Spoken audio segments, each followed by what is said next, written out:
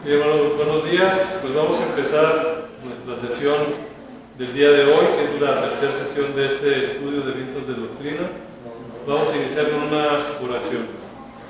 Señor Dios y Padre, te damos infinitas gracias en esta mañana, Señor, porque nos permites estar aquí en tu casa de oración, Señor, aprendiendo un poquito más de tu palabra. Te pido, Señor, que seas tú quien hable a través de mí, Señor, que puedas enseñarnos, Señor, esas doctrinas extrañas, Señor, y podamos prepararnos para poder hacerles frente e impedir su entrada a las doctrinas de nuestra iglesia, Señor.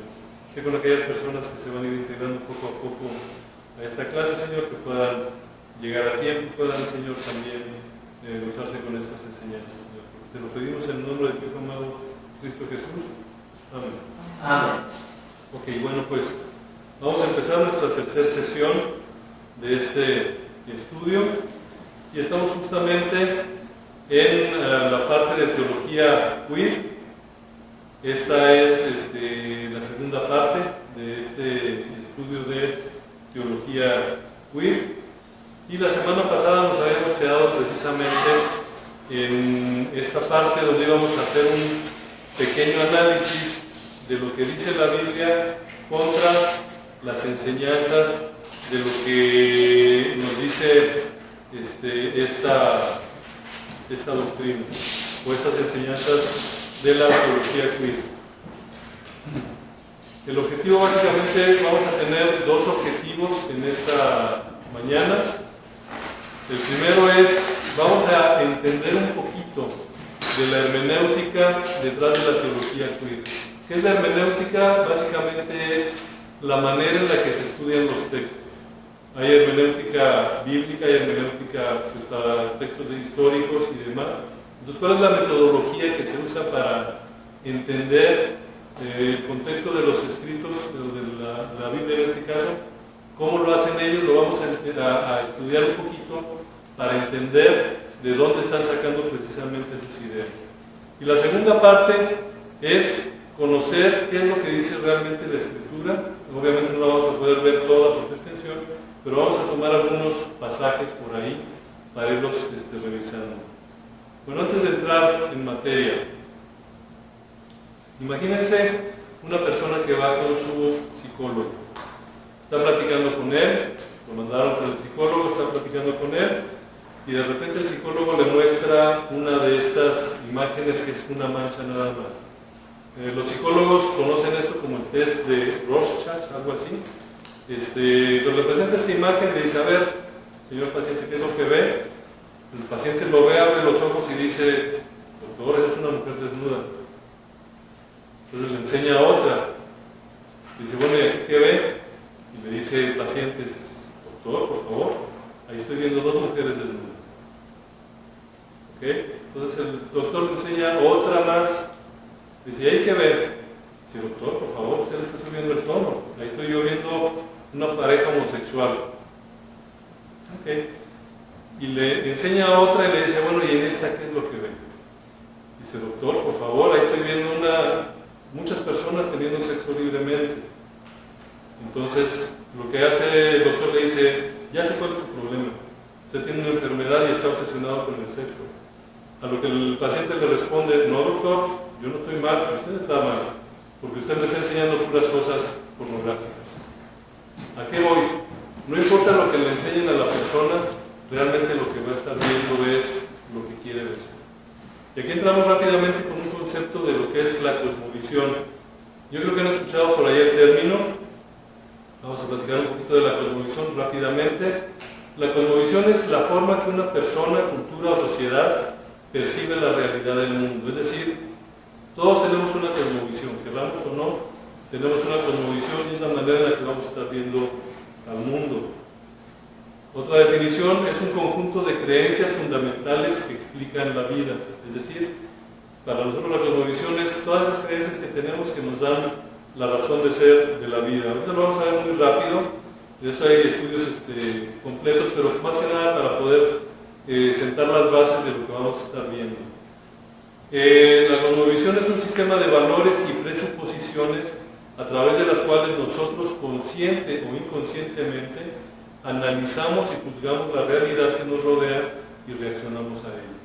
Es decir, la cosmovisión es la manera en la que vemos al mundo y en función de esa cosmovisión que nosotros tenemos, vamos a reaccionar. Entonces, por ejemplo, dentro del ambiente en el que nos movemos nosotros y de repente vemos a una persona llena de tatuajes, inmediatamente nuestra reacción va a ser, ah, caray, cuidado, cuando no necesariamente es así. Es más o menos para explicar lo que es la cosmovisión. La cosmovisión trae consigo lo que nosotros llamamos el sesgo. ¿Qué es el sesgo?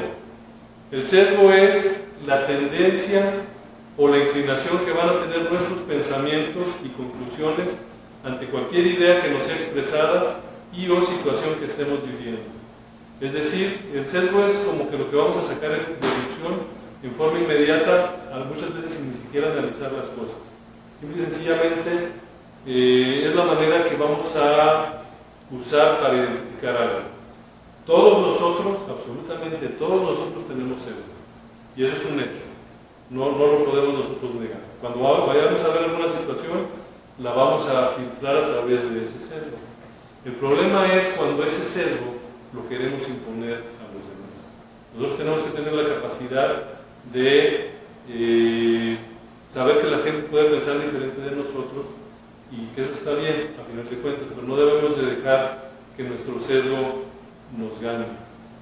¿Y por qué hago esta pequeña introducción? Vamos a ver la forma de la interpretación de la Biblia de acuerdo a lo que está pasando realmente en la teología queer.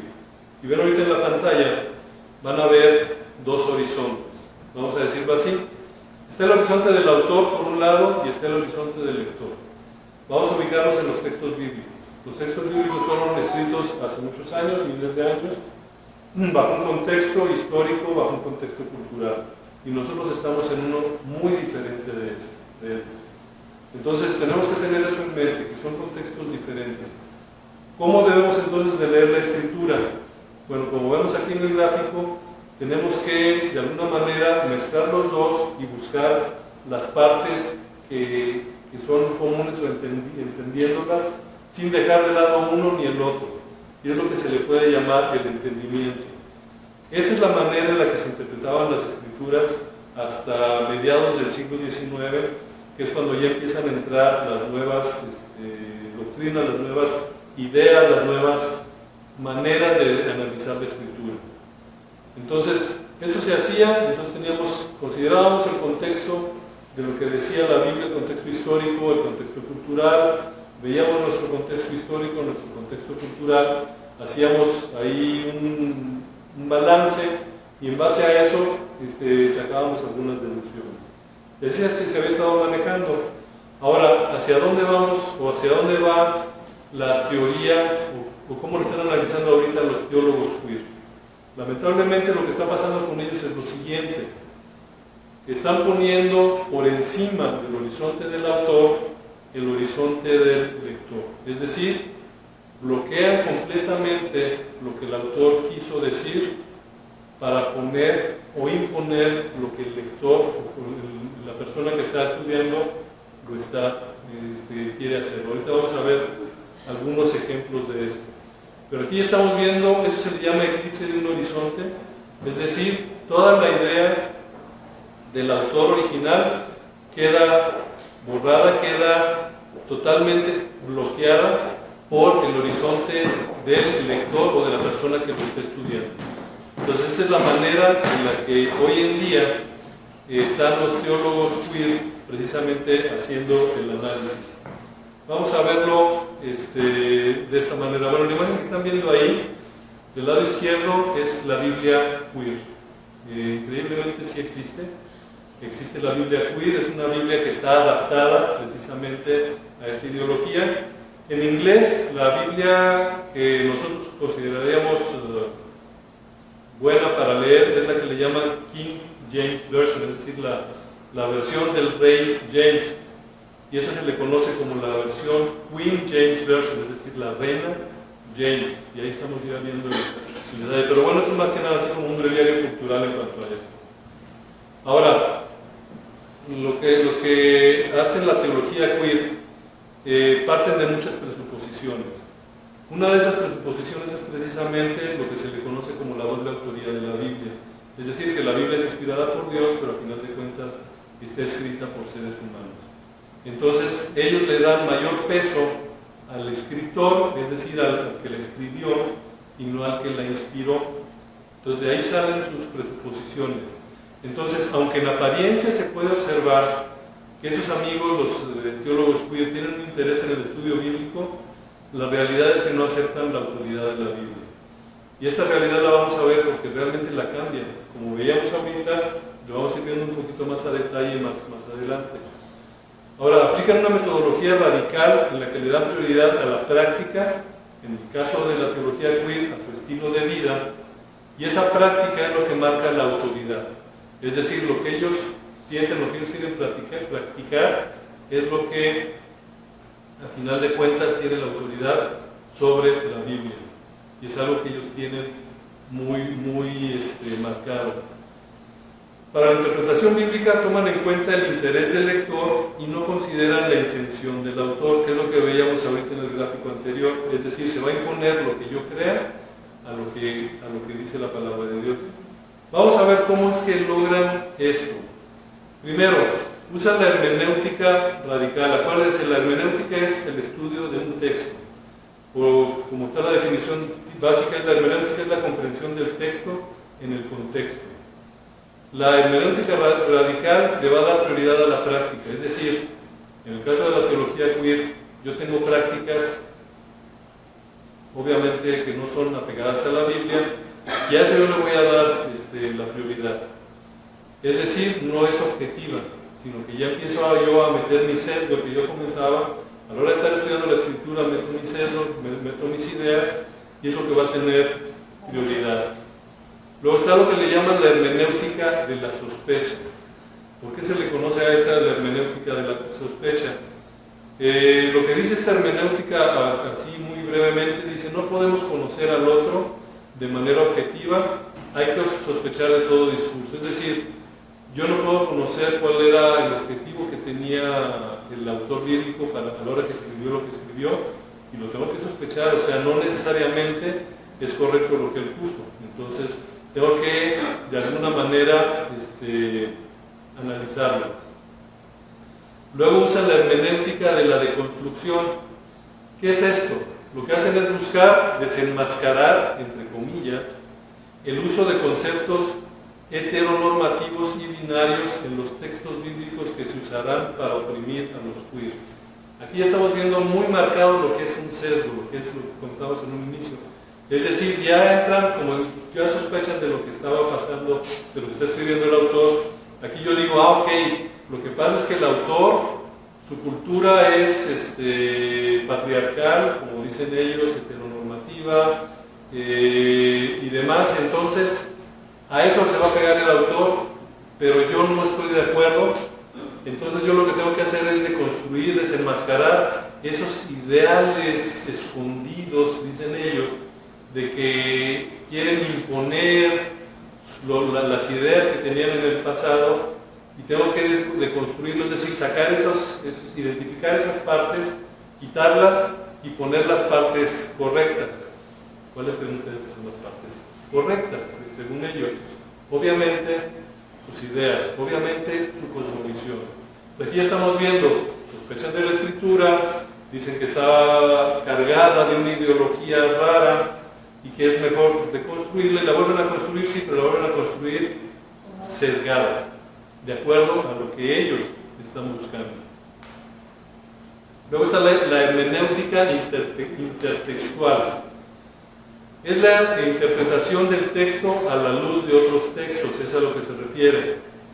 Ahí se pueden encontrar nuevas verdades y nuevos significados en la Biblia. Imagínense que yo agarre la Biblia y digo, ok, para poder analizar este texto bíblico voy a agarrar este libro, y para eso voy a escoger una novela que se escribió en este siglo, de alguna cuestión en particular. ¿Qué estoy haciendo ahí realmente? Estoy tratando de hacer una interpretación de un pasaje de un autor, como veíamos inicialmente, que vivió hace muchos años con un contexto específico histórico, con un contexto cultural, y lo estoy tratando de alinear a lo mío. Ejemplo, voy a darles dos ejemplos. Bueno, antes de dar los ejemplos, El hermano Edgar y yo ahorita estamos tomando un curso precisamente en línea, que toca, es precisamente de teología queer, parte de este estudio lo estamos viendo también aquí. Y al principio el hermano Edgar me decía, oye, veo cosas y como que me enciendo, es normal. O sea, ¿por qué? Porque estamos viendo cosas, y digo, no porque el maestro esté exponiendo de esa manera, sino que está haciendo ver las cosas y uno como cristiano de repente como que no le parece. Bueno, ahora sí vamos a los ejemplos. Un ejemplo que nos platicaba el maestro es el ejemplo de Rahab. Hace no mucho el hermano Edgar nos predicó acerca de Rahab, si se acuerdan, y si no, entren a la página de la iglesia y van a encontrar la predicación, está muy buena. Pero hablaba de Rahab. Entonces, una señora que se llama, la doctora Marcela Altaus Rey, que es una representante de este movimiento teológico, de repente se le ocurrió analizar el mensaje de Rahab sobre una novela sobre prostitución en Río de Janeiro. O sea, ni siquiera era una cuestión real. Agarró una novela que hablaba de la prostitución en Río de Janeiro y en base a eso hizo un análisis de Rahab. ¿Qué creen que salió? O sea, Rahab era una mujer empoderada, y le empezó a meter cosas de nuestro siglo a lo que es Rahab, y obviamente salió un disparate. Para nosotros es un disparate, lamentablemente para algunas personas. Entonces es como trabajan.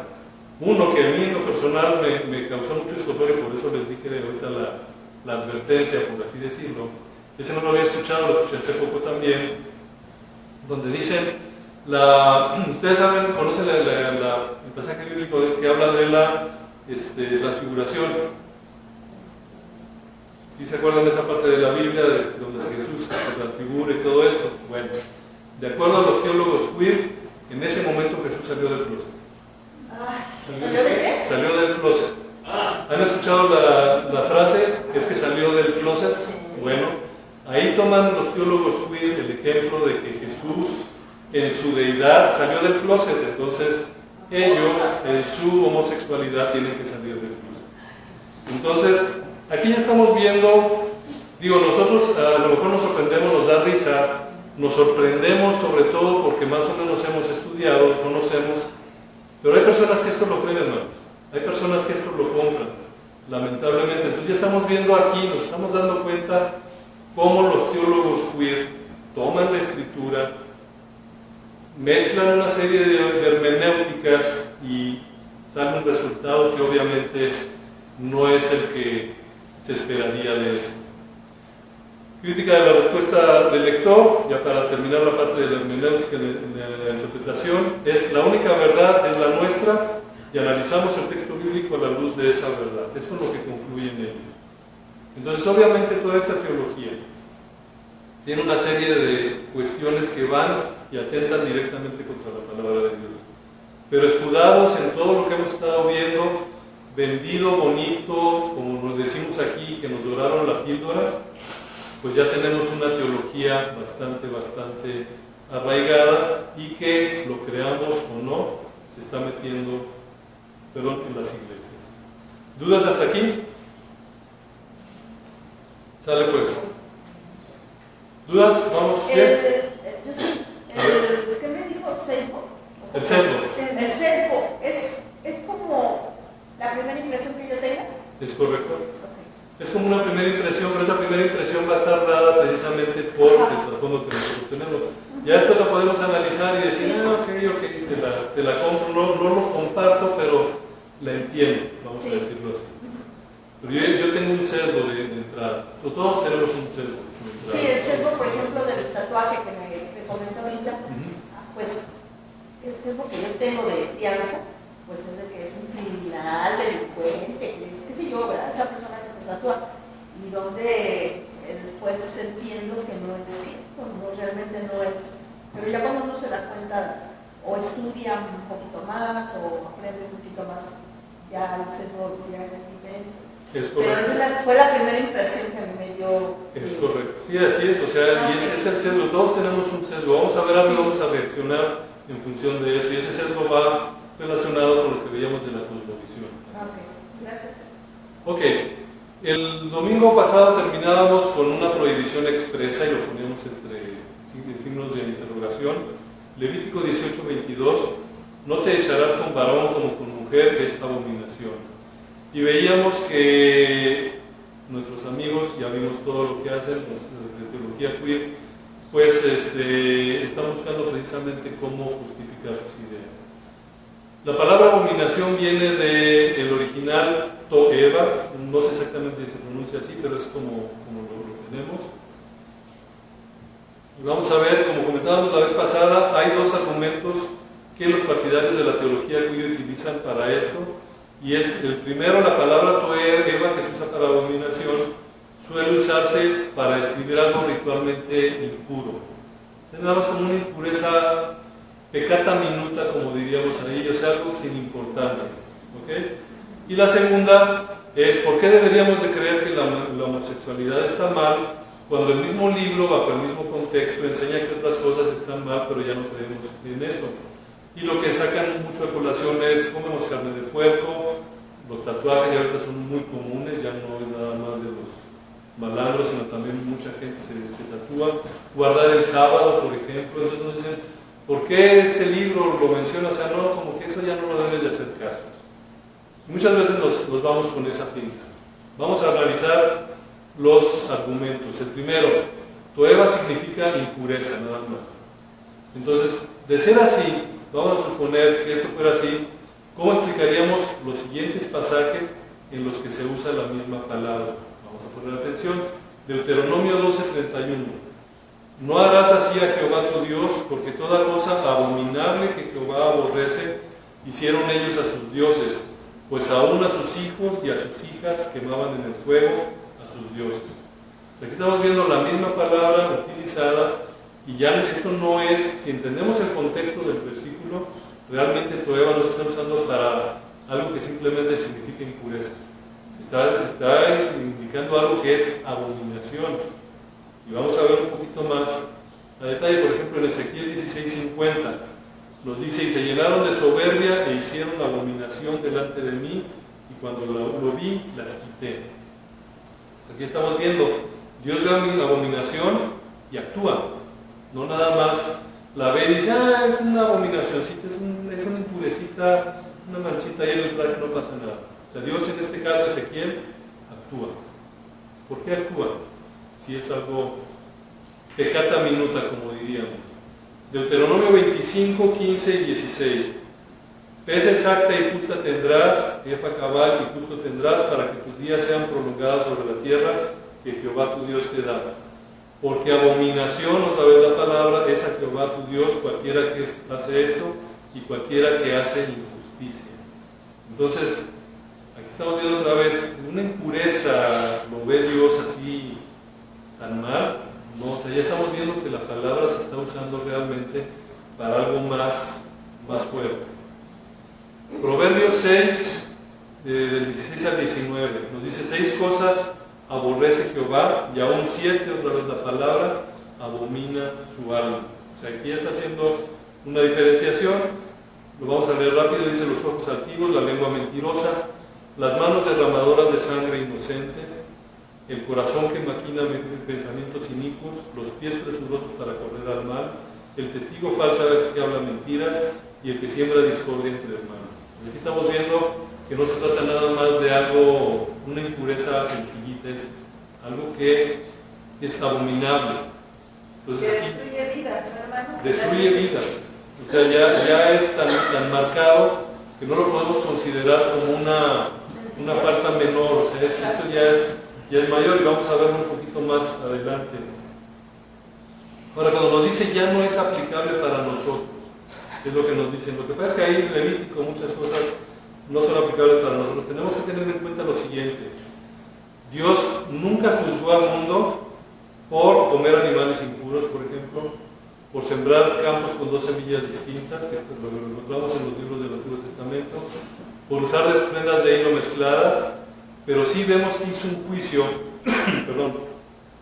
en Levítico 18, del 24 al 27, lo voy a poner también, nos dice lo siguiente: en ninguna de estas cosas os amancillaréis, pues en todas estas cosas se han corrompido las naciones que yo he hecho delante de vosotros.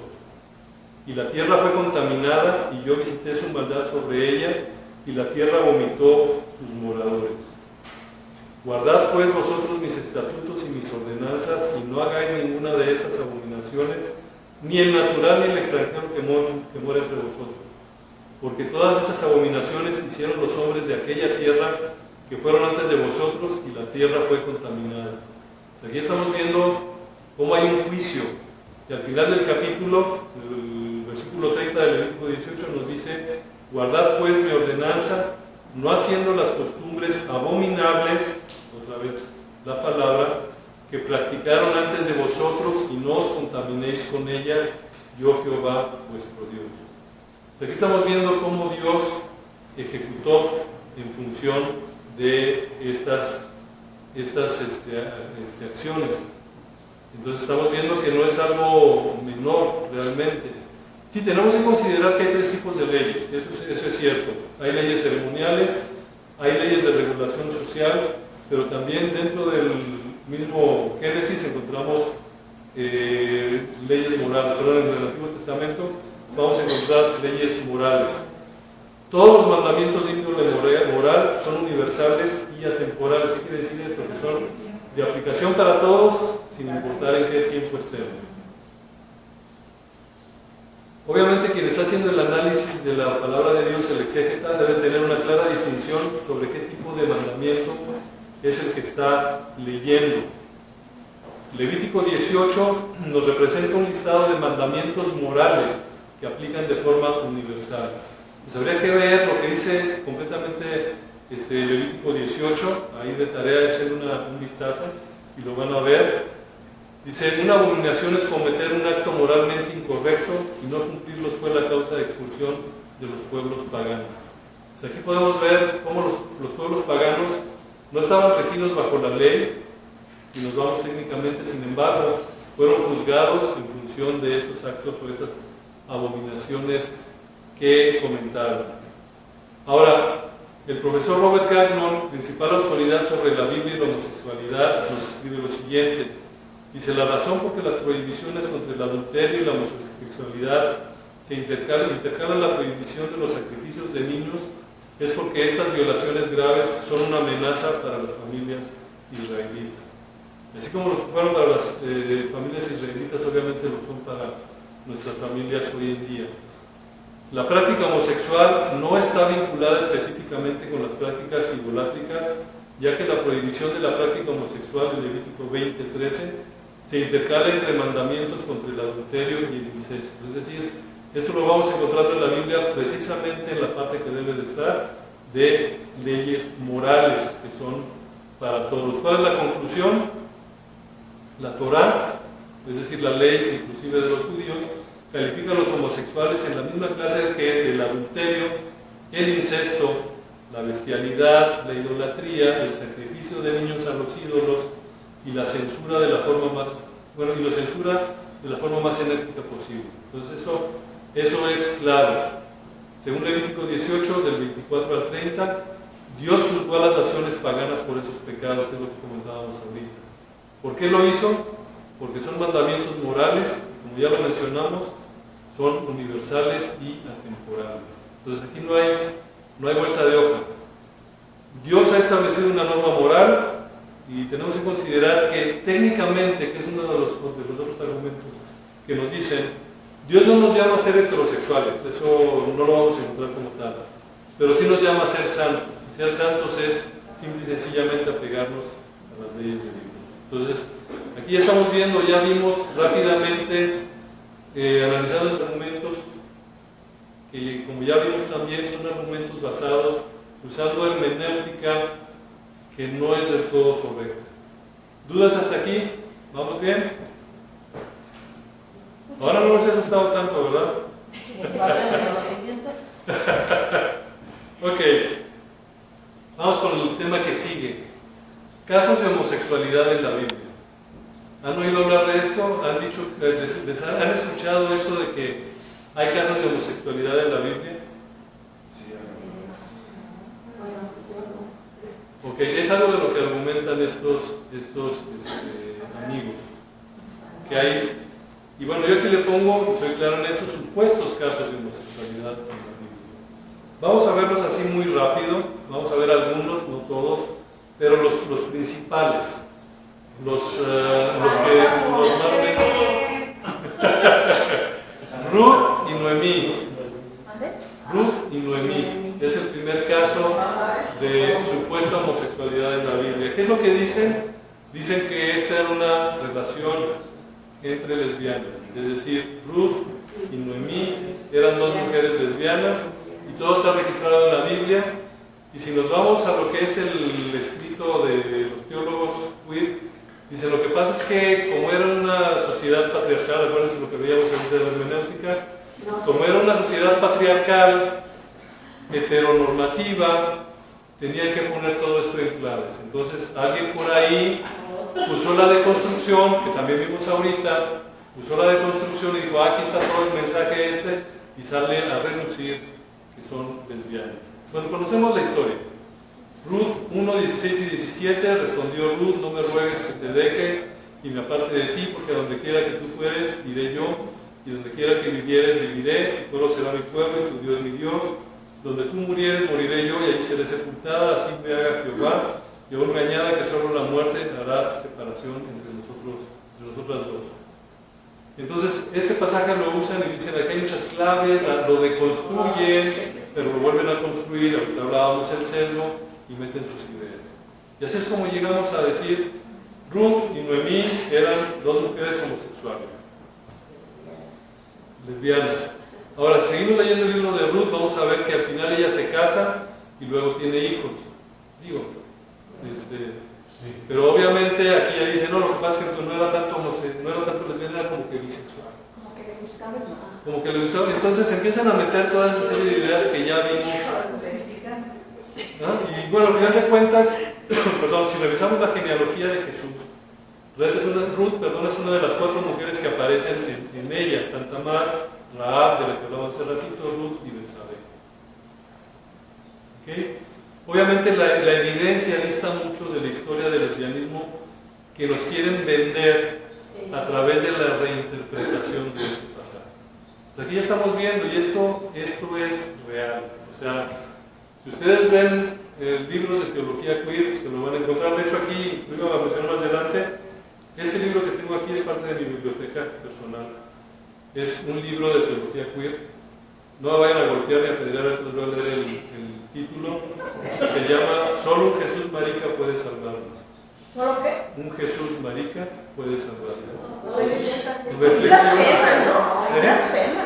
Sí. Ya está. Por eso les decía, cuando vayan a ver ese material. Y luego dice Reflexiones cristianas en clave gay. El autor es Carlos Osborne. Esos son libros que pueden encontrar ahí. Les voy a leer también nada más una parte de la introducción, porque ellos mismos dan las claves para que no les hagamos mucho caso. Nos dice el mismo autor, dice, advirtiendo antes de empezar que soy un lector y no un especialista de la Biblia, y asumiendo que mi interpretación surge de un deseo de liberación y no de condena. Ahí se justifica muy bien legalmente. Sí, o sea, bueno, aquí tenemos a la abogada. Legalmente está cubierto, pero este amigo obviamente es homosexual y escribe libros de teología queer. Entonces aquí estamos viendo esas historias que vamos a ver ahorita, están aquí en este libro y otras más. Entonces, aquí estamos viendo cómo operan, y ellos mismos reconocen que no son expertos en el tema. Lamentablemente la gente compra estos libros y dicen, este es el bueno. Entonces tenemos que tener cuidado con esto. Segundo caso de homosexualidad en la Biblia, supuesta homosexualidad en la Biblia, David y Jonatán.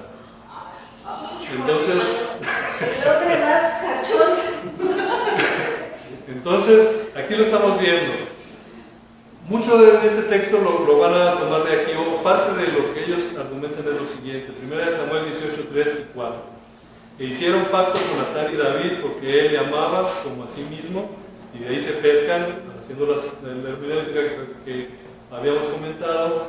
Dice, y Jonatán se quitó el manto que llevaba y se lo dio a David y otras ropas suyas, hasta su espada, su arco y su talabarte.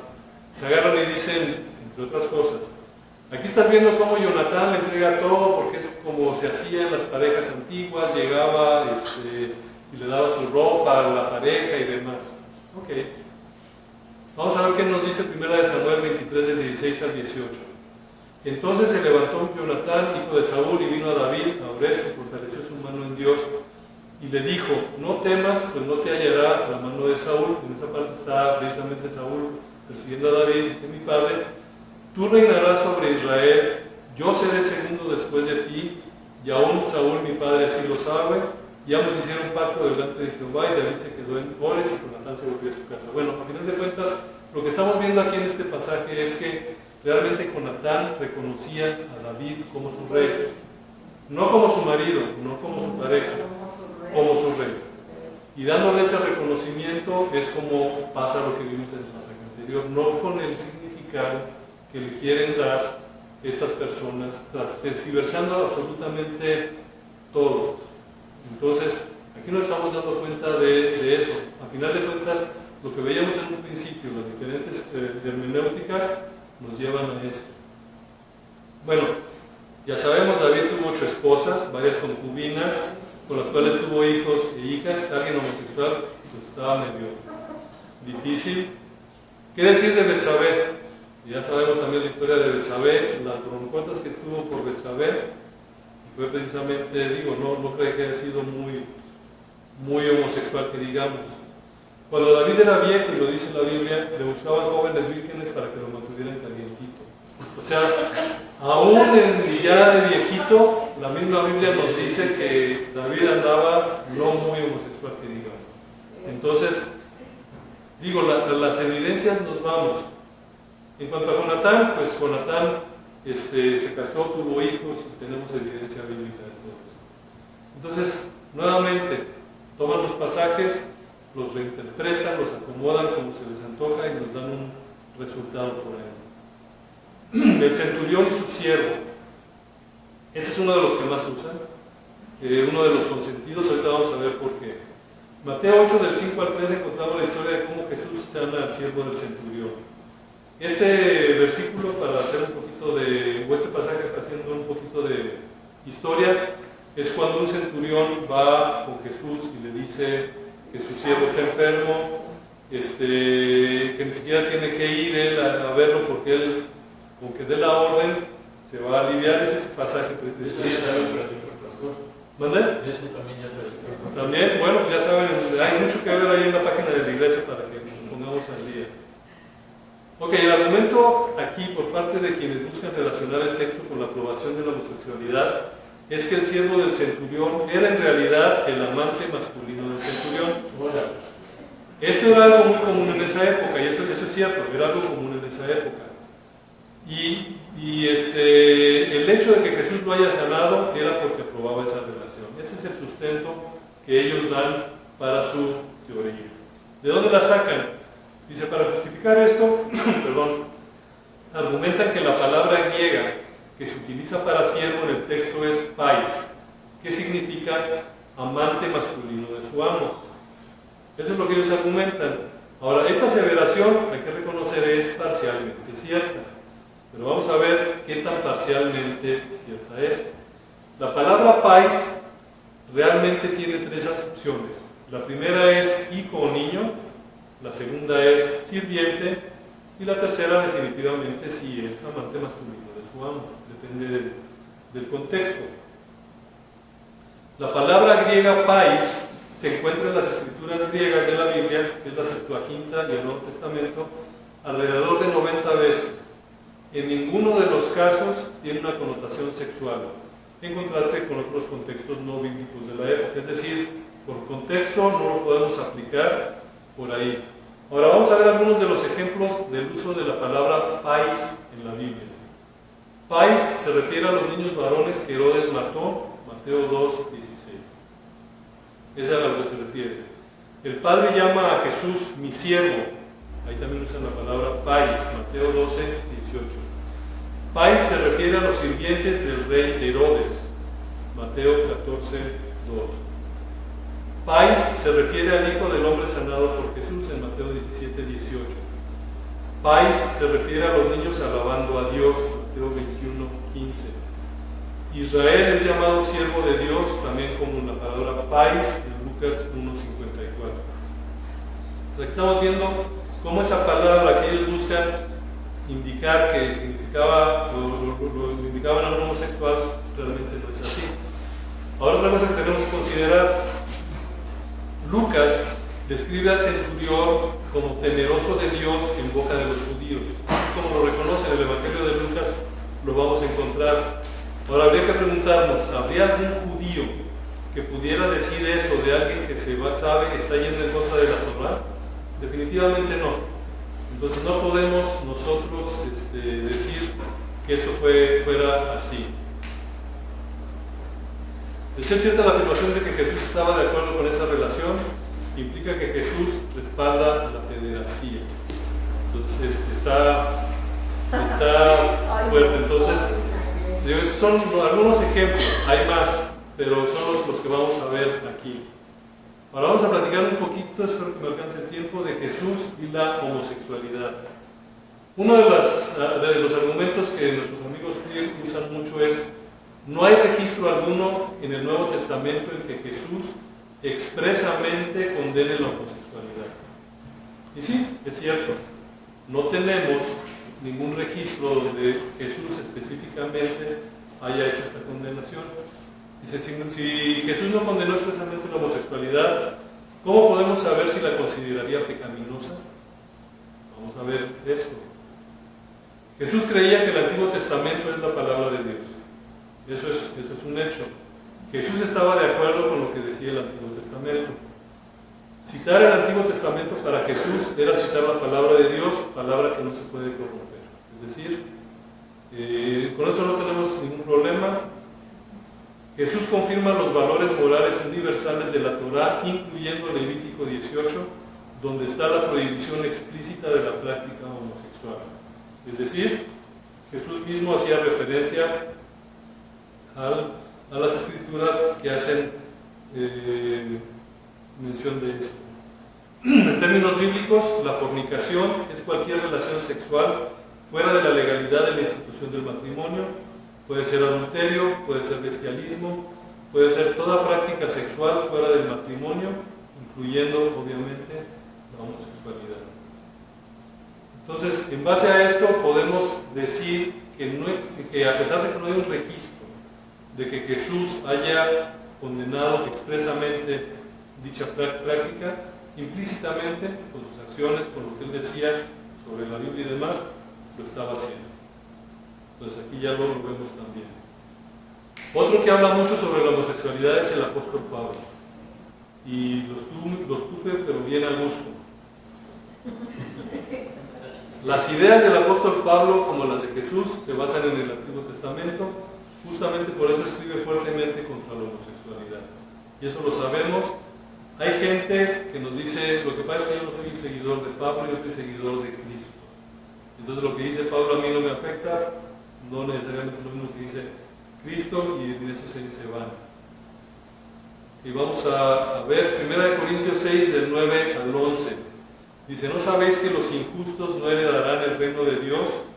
No erréis, ni los fornicarios, ni los idólatras, ni los adúlteros, ni los afeminados, el término griego que se usaba era malokoi, ni los que se echan con varones, el término que se usaba es arsenokoitai, ahorita vamos a ver por qué los estoy remarcando aquí, ni los ladrones, ni los avaros, ni los borrachos, ni los maldicientes, ni los estafadores heredarán el reino de Dios. Y eso era Isabel 1, etc. Ahí vamos a lo que dice el pasaje. Entonces, volviendo aquí a lo que veíamos de los términos, malakios, plural de malokoi, surge de la antigua Grecia. El término era utilizado para la pareja receptiva homosexual, así como para los que se vestían y actuaban como mujer, es decir, los que en esa época eran los queer. Askenokoites, el plural de askenokoitai, se refiere al varón que se echa con varón. Entonces, ahí está en el texto original, ahí está. Algunas traducciones unen estas dos palabras griegas, malokoi, arsenokoitai, entendiendo que se refiere a hombres que practican la homosexualidad.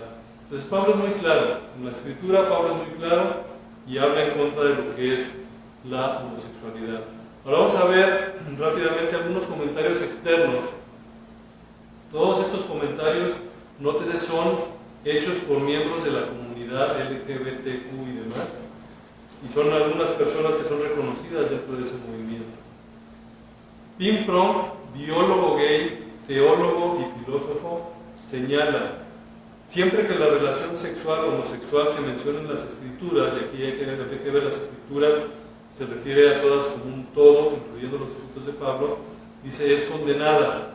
Con respecto a ella, el Nuevo Testamento no añade argumentos a los del Antiguo Testamento. Entonces, aquí estamos viendo un teólogo gay que dice, sí, ok, soy gay, lo que tú sí mames, pero la Biblia lo condena. Y aquí estamos viendo, como les digo, son testimonios de gente reconocida dentro de ese movimiento.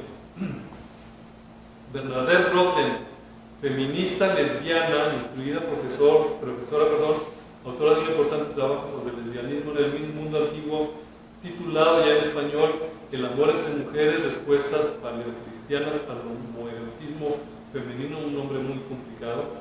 Dice, en su libro escribió lo siguiente: veo a Pablo como condenando todas las formas de homoerotismo. Es decir, ella también veía que Pablo condenaba esta actividad. Es obvio, la palabra de Dios la condena, no hay para dónde hacerse. Walter Wink, erudito bíblico y teólogo activo en el cristianismo progresista, por cierto, el cristianismo progresista lo vamos a ver en 2 semanas más, famoso por sus puntos de vista liberales pro-gay y contra la guerra, en su obra Análisis del siglo cristiano escribió: la Biblia es negativa respecto al comportamiento entre el mismo sexo y no hay que darle más vueltas. Pablo no aceptaría una relación homosexual ni por un minuto. Entonces, inclusive los mismos teólogos o algunos teólogos de esta teología no aceptan o reconocen la condenación que hace la Biblia a eso. Entonces tenemos que tenerlo también ahí presente. Ya estamos terminando ahora sí.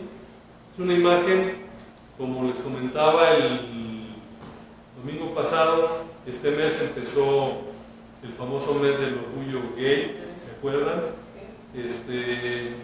A final de cuentas son más que nada adornitos. Es una imagen que yo publiqué el año pasado, que me quedó luego de problemitas por ahí. Ahí vemos, por ejemplo, el dios de queer, está la ONU, los gobiernos, las empresas, todos arrodillados. Nosotros como cristianos tenemos que estar de pie, no haciéndole caso a esto. Pero ahí están también las iglesias progres, allá a medio camino, vamos a platicar de ello después, pero es algo que tenemos que tener presente. Algunos versículos así ya para terminar. Hay de los que a lo malo dicen bueno y a lo bueno malo, que hacen de la luz tiniebla y de las tinieblas luz, que ponen lo amargo por dulce y lo dulce por amargo. Hay de los sabios en sus propios ojos y de los que son prudentes delante de sí mismos. Hay de los que son valientes para beber vino y hombres fuertes para mezclar bebida, los que justifican al impío mediante cohecho y al justo quitan su derecho. Por lo tanto, como la lengua del fuego consume el rastrojo y la llama devora la paja, ahí será su raíz como podredumbre y su flor se desvanecerá como polvo, porque desecharon la ley de Jehová de los ejércitos y abominaron la palabra del Santo de Israel.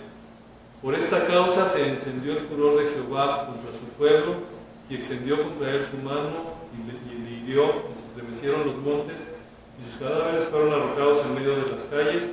Con todo esto no ha cesado su furor, sino que todavía su mano está extendida. Entonces aquí estamos viendo, Dios habla fuerte contra quienes rompen su ley. Hay que tener cuidado. Muy rápido, nada más voy a pasarles esta así rapidísimo. Lo van a tener esto ahí en el material, son recursos adicionales, si lo quieren ver ahí nada más le pican y se van directo a ese recurso adicional. Ahora sí, ya para terminar, para si en serio, antes de que me vea feo el pastor, como diría el hermano Ver. Ya tiene 5 minutos. Excelente, ¿no? Hasta nos va a sobrar. Bueno, es una caricatura, posiblemente la han visto por ahí. Llega el niño de la escuela y la mamá le pregunta: hola, mijito, ¿cómo te fue en la escuela? Y esa es la respuesta. Hermanos, tenemos que tener cuidado, realmente. Están adoctrinando a nuestros hijos. Yo creo que esta imagen es un poquito más clara. Aquí no sabemos quién puede ser la escuela, pueden ser los amigos y demás. Si se fijan, aquí está la caricatura de los niños que tienen la idea normal y cómo la sociedad de alguna manera está trabajando. Entonces, la semana pasada se preguntaba, bueno, ¿qué podemos hacer nosotros dentro de nuestra esfera, dentro de lo que podamos nosotros hacer? Es protegerlos, y eso va a ser a través de la escritura, conociendo, investigando, hablando con ellos. Al final de cuentas tenemos que protegerlos a ellos, a nuestras familias, dentro de nuestro campo de acción. Aquí, por ejemplo, la hermana Muñoz decía, bueno, mi nieta, hasta donde podamos llegar, hablar con ellos, hacerles ver esto, a su nivel, obviamente, con palabras para que puedan identificar. En alguna ocasión alguien me comentaba, lo que hay que hacer es como vacunarlos, es decir, decirles lo que está pasando para que cuando lo vean, lo identifiquen y sepan que eso es incorrecto y simplemente guarden su distancia. Justo ayer me llegó esto, me llamó mucho la atención y por eso también decidí ponerlo aquí. Dice, si te niegas a instruir a tus hijos en el camino de la santidad, el diablo no se negará a instruirlos en impiedad. Y esto es muy cierto. Entonces, tenemos que tener cuidado con los que vienen detrás de nosotros, prepararnos y estar al pendiente. ¿Dudas, comentarios? Hermano, nada más un comentario. Respecto al tema de Ruth y Benjamín, estaba yo leyendo en la semana que en la antigüedad se escribía más en verso que en prosa. Entonces, probablemente por eso tengan tantas dificultades para poder entender lo que el Señor nos quiso decir. No sé si es correcto o no es correcto, pero dicen que en la antigüedad se escribía más en verso que en prosa, que por eso muchas cosas se escuchan muy románticas. Sí, es correcto. Ahora, tenemos que tener en cuenta algo. Los mismos libros de la Biblia hay libros poéticos, hay libros históricos, hay libros, depende de lo que estamos leyendo. Entonces, tenemos que tener el contexto, y eso es importante, es buen comentario, porque es lo que veíamos al principio de las hermenéuticas. Estos amigos no tienen cuidado del contexto. Y como veíamos al principio la imagen donde se superponía el horizonte del lector sobre el del autor, decían, pues sí, el autor, como contábamos ahorita, el autor dijo esto, pero el autor estaba sesgado, era heteropatriarcal, y entonces empiezan a hacer sus ajustes y termina todo un relato. ¿Alguien más? ¿Alguna duda? ¿Comentario? Próxima semana vamos a continuar con otro tema. Ya vamos a empezar a meter otra de las nubecitas que veíamos al principio. Y nos vamos sobre las ideologías. Próxima semana vamos a platicar de ideologías. Va a ser algo muy general, no vamos a particularizar tanto. Ya después, en las siguientes sesiones, sí vamos a entrar un poquito más a detalle. Pero la idea es la próxima semana ya empezar a ver el concepto de ideologías, cómo se están por ahí infiltrando. Entonces los esperamos próxima semana, 11 de la mañana, 11 de junio, 11 de la mañana. Y pues muchísimas gracias. Gracias, hermano.